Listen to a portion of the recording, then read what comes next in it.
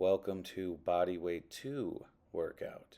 We're going to start on your feet for some arm swings. So you really want to open up your chest here. You're going to go over under, alternating with your arms until you get 10 with left over right and 10 with right over left. Nice dynamic warm up here. Start to get the energy flowing into your workout. So 20 total reps of your arm swings. And we'll stay on your feet for our next warm-up, which is going to be a high knee. So from standing, you're going to squeeze your hips and try to get your knees as high as they go. If you can get over your hip, that's even better.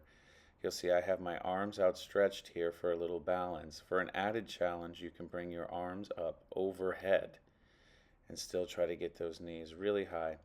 We're going to keep going until you get 10 each leg, 20 total high knees. Once you've gotten your high knees done, we are into tabletop position. Hands under shoulders, knees under hips, and you're going to bring your knee out to the side on a fire hydrant. You should feel the sensation in the side of your hip. You're opening the knee up, the foot comes with, squeezing the side of your hip with each rep. We're going to do 10 on one side. I will show you a different angle here once I switch into my other leg so you can see how it should look. You're bringing that knee out to the side, squeezing your high hip, and it's a nice little warm up for the hips here before we get into some posterior chain work today. So lots of glutes and hamstrings involved in our workout. And that theme will continue into our next warm-up move. Once you've got your 10 each way on our fire hydrant, we will stand back up to your feet and get ready for our good morning hinge. So I like to just cross my arms up, sink my hips back as far as they go, but we're not changing the level of your hips like you would in a squat. This time you're pushing them back to whatever wall is behind you. And this should create a nice stretch in your glutes and hamstrings. Sink your hips back, let your hamstrings tell you when the rep is over, and then drive your hips forward and squeeze your hips at the top. You should feel this all along the back side of your legs. Once we have 10 reps of our good morning, it is time to begin our circuit. And again today it will be a 3-round circuit. You'll take 60-second rests between exercises. So you hit one exercise, you can take a full minute rest. If you want to move quicker, that's fine, but try to stay to the time if it's challenging. We're kicking it off with a down dog to plank. So out of plank position, shift your hips back and then bring your hips back down, changing the level of your body to a good form plank.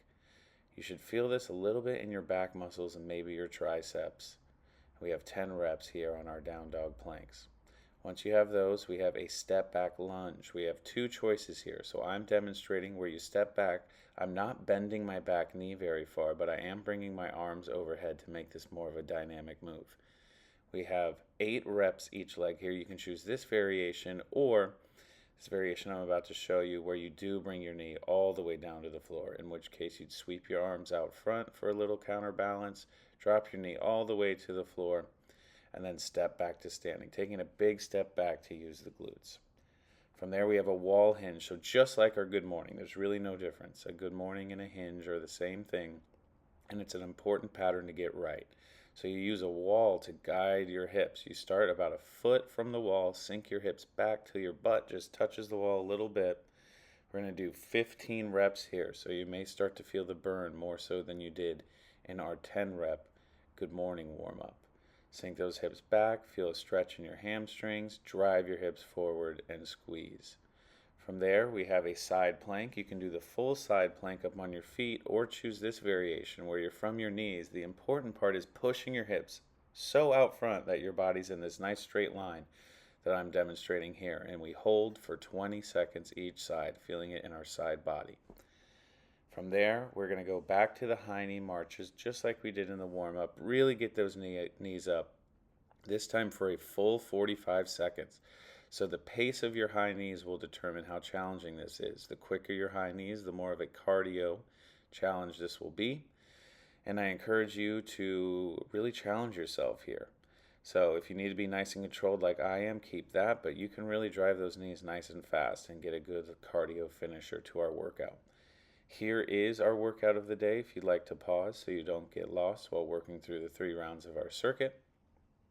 And then it is time for our cool down. We're going to start on your back for a figure 4 stretch.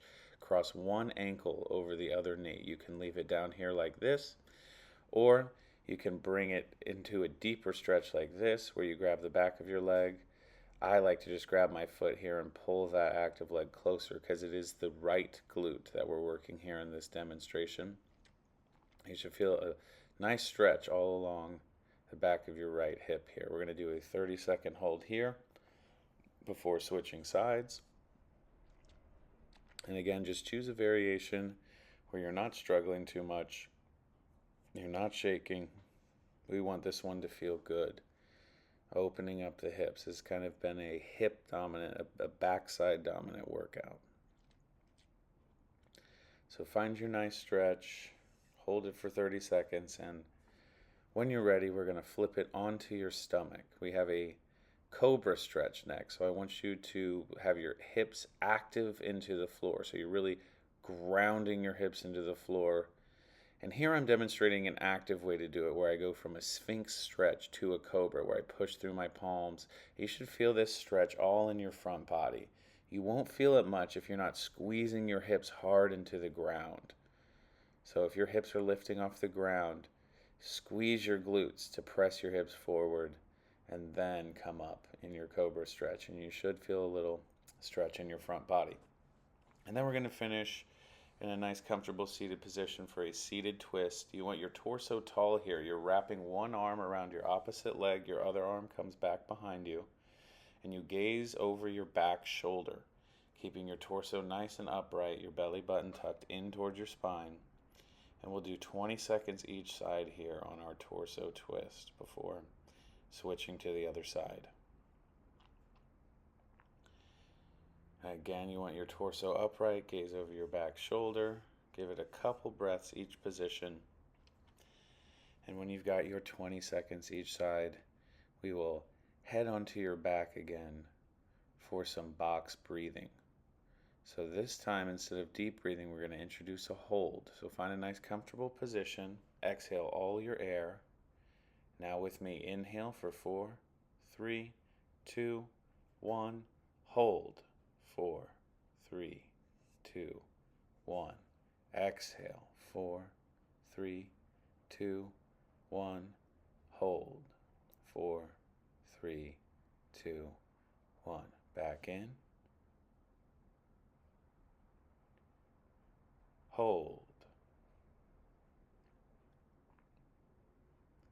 And out.